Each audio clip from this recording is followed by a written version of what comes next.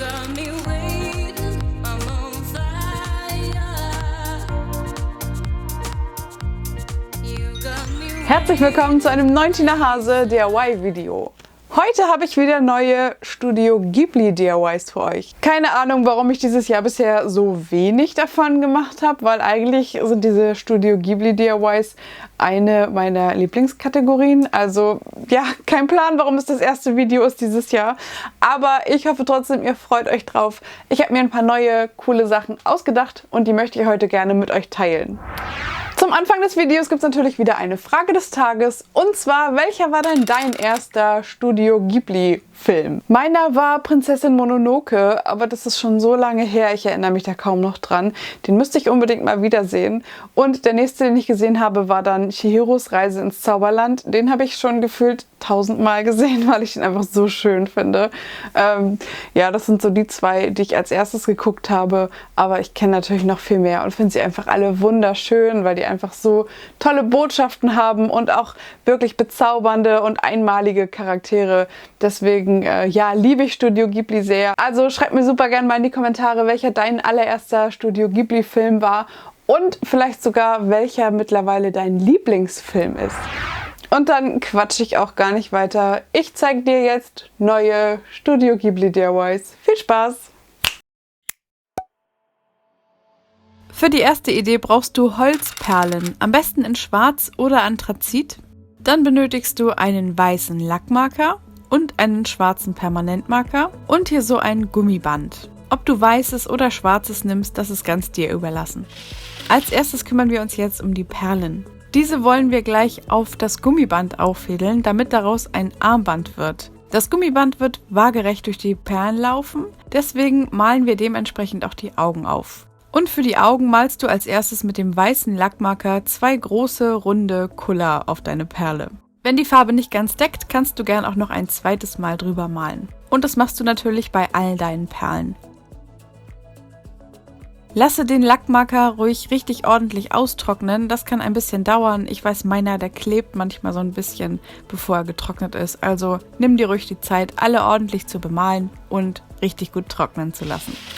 Als nächstes nimmst du dir den schwarzen Permanentmarker und malst damit auf deine kleinen Rußmännchen jetzt die Pupillen auf. Und wenn du das gemacht hast, dann lässt du den natürlich auch am besten erst einmal antrocknen. Zusätzlich zu deinen kleinen Rußmännchenperlen kannst du natürlich noch andere nehmen. Ich habe hier so kleine Kunststoffperlen in bunt genommen mit kleinen Strasssteinchen drauf.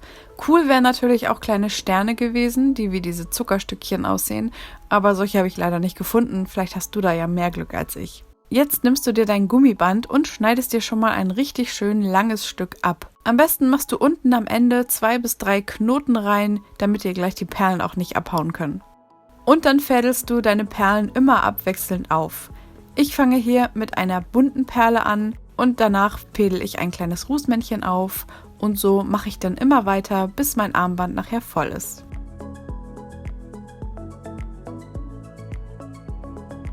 Wenn du genügend Perlen und Rußmännchen aufgefädelt hast, dass es gut um dein Handgelenk passt, dann verknotest du das Band einfach, schneidest natürlich die Enden ab und dann ist dein Rußmännchen-Armband auch schon fertig.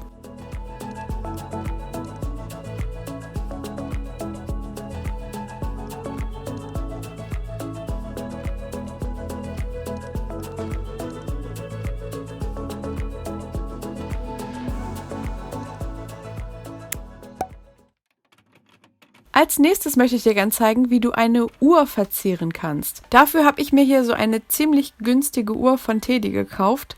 Da traue ich mich jetzt nicht, das Batteriefach abzunehmen, deswegen lasse ich sie so, wie sie ist. Wenn du eine andere Uhr hast, dann kannst du sie gern auseinandernehmen, aber mir war das ein bisschen zu heikel. Als erstes grundierst du deine Uhr jetzt mit Acrylfarbe. Ich habe mir hier ein helles Grau angemischt und da male ich einfach das Ziffernblatt komplett mit an. Um die Zeiger malst du einfach vorsichtig mit dem Pinsel drumherum.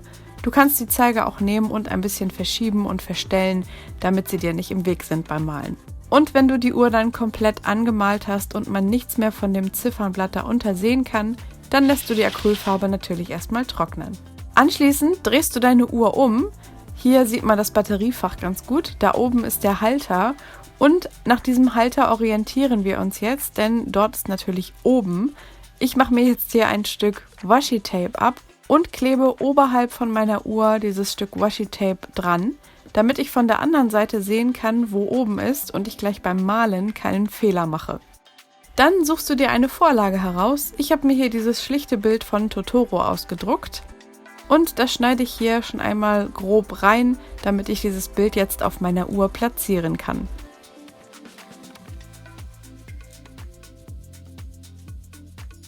Du kannst das oben mit deinem Stück Washi-Tape fixieren und dann nimmst du dir ein Kohlepapier, das habe ich hier in der Mitte einmal angeschnitten und das legst du einfach unter deine Vorlage und auf deine Uhr drauf. Und wenn das Kohlepapier dann ordentlich unter deiner Vorlage platziert ist, dann nimmst du dir einen Kugelschreiber und malst die Konturen deiner Vorlage einfach nach.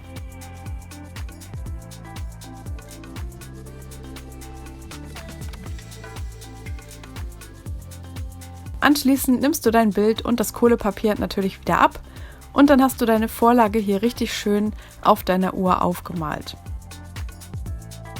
Ich benutze jetzt hier einen schwarzen Permanentmarker und mit diesem male ich jetzt alle Konturen noch einmal ordentlich nach. Du kannst natürlich auch einen Filzstift dafür verwenden, das sollte genauso funktionieren.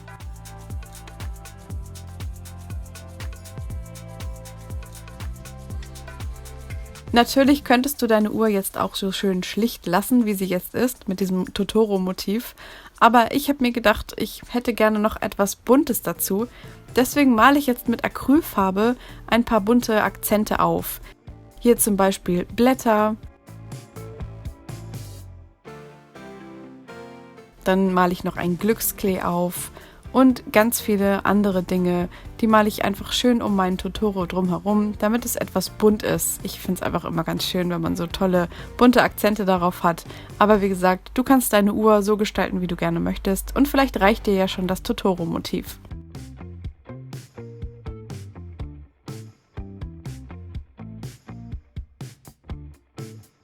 Anschließend lässt du die Acrylfarbe natürlich wieder trocknen. Und wenn alles getrocknet ist, dann kannst du mit einem Radiergummi die ganzen Linien von deinem Kohlepapier noch einmal wegradieren. Und du kannst dir auch Zahlen aus Tonkarton oder Moosgummi auf deine Uhr aufkleben. Und dann ist deine Studio Ghibli Uhr auch schon fertig.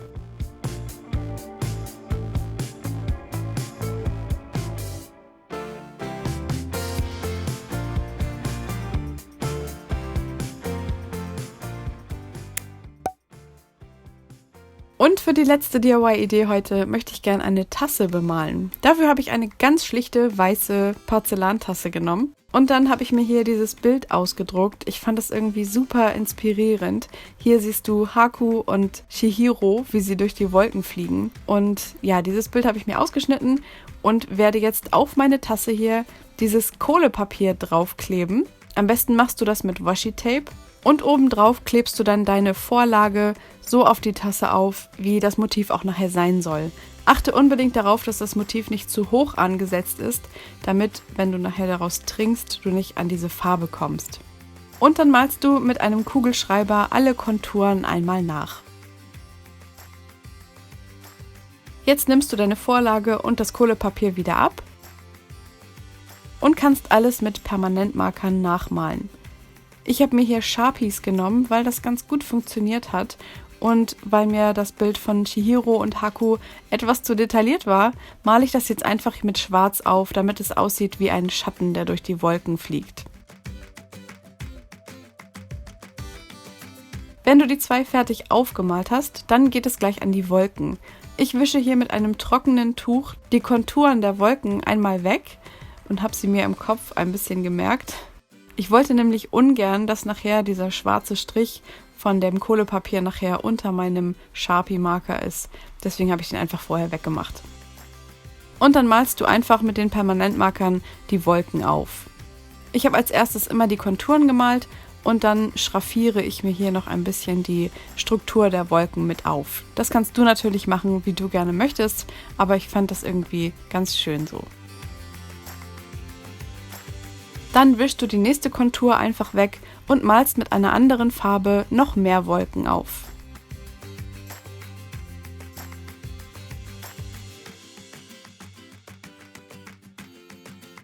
Und so arbeitest du dich immer weiter vor, bis du dein Motiv auf deine Tasse aufgemalt hast.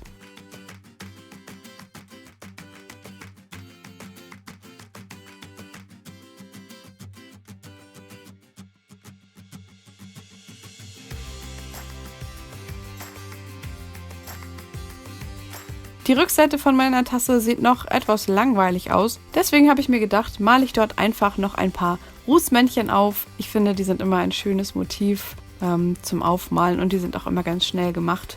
Und ich bin jetzt sehr zufrieden mit meiner Tasse. Aber ich habe noch einen kleinen Tipp für dich. Wenn du die Tasse bei 150 Grad Celsius für 30 Minuten in den Backofen stellst, dann brennst du die Farbe etwas ein. Dann kannst du sie auch gut mit der Hand abwaschen, ohne dass die Farbe sich direkt ablöst.